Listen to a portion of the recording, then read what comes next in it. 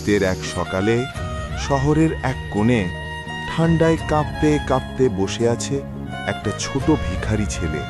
ছেঁড়া জামা, ফাটা পা, চোখে শুধু ক্ষুধা। চায়ের দোকানের উনুনে হাত বাড়াতেই ছপ!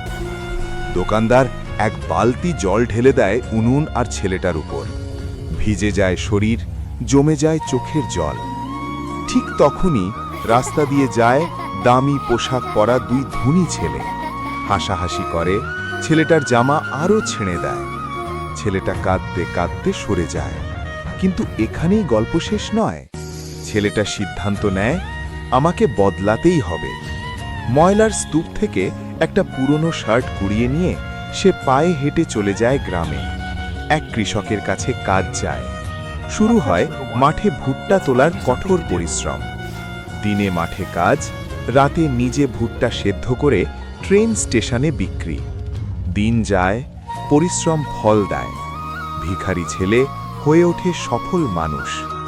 একদিন নতুন সুন্দর পোশাক পরে সে ফিরে আসে শহরের বস্তিতে। গরিব শিশুদের হাতে তুলে দেয় গরম জামা। শিশুদের মুখে হাসি। ঠিক তখনই সেই দুই ধনী ছেলে দূর থেকে সব দেখে থমকে যায়। যে ছেলেটাকে তারা অপমান করেছিল, আজ সেই অন্যদের ভরসা।